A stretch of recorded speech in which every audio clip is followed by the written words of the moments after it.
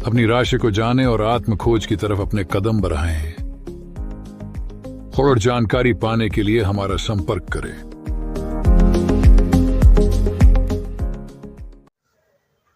નમસ્કાર, ફરીથી હાજર થયો છું આપની સમક્ષ। અત્યારે આપણે જે સિરીઝ ચાલુ કરી છે એ છે વ્યાપાર સંબંધિત યોગો। તેની અંદર આપણે પ્રથમ ભાગમાં એનું શોર્ટ વિવરણ જોઈ ગયેલા હતા। તો ચાલો શરૂઆત કરીએ એના નિયમો અથવા તો ફલાદેશ। તો જોઈએ છે કે ચંદ્રમાં ગુરુ અથવા શુક્ર જોડે કોઈ પણ ભાવમાં યુતિ બનાવતો હોય તો જાતક સ્વતંત્ર રીતે પોતાનો વ્યવસાય કરી શકે છે। ત્યાર પછીનો બીજો નિયમ છે કે ચંદ્રકુંડલીમાં શુભ ગ્રહ કેન્દ્રમાં હોય તો જાતક વ્યવસાયથી ધન પ્રાપ્ત કરતો હોય છે।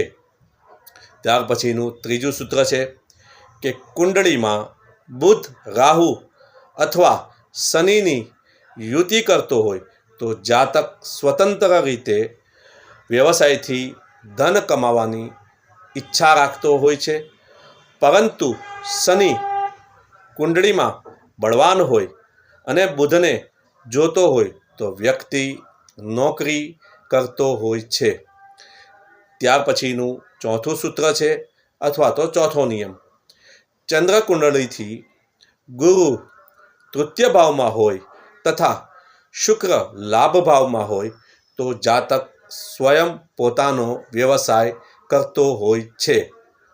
ત્યાર પછીનું પાંચમું સૂત્ર છે કે કુંડળીમાં સપ્તમ ભાવનો સ્વામી ધન ભાવમાં હોય અને બુધ સપ્તમ ભાવમાં હોય તો વ્યક્તિ પોતાનો વ્યવસાય કરતો હોય છે।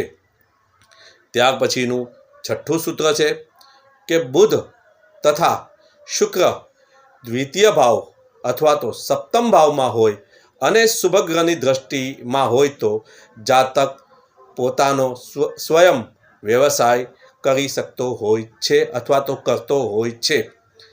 આ રીતે આપણે અહીં 6 ભાવ સુધીના ફલાદેશ જોયા। આપ સૌને મારો આ જો વિડીયો ગમ્યો હોય તો લાઈક અને શેર કરજો। ધન્યવાદ। હર હર મહાદેવ।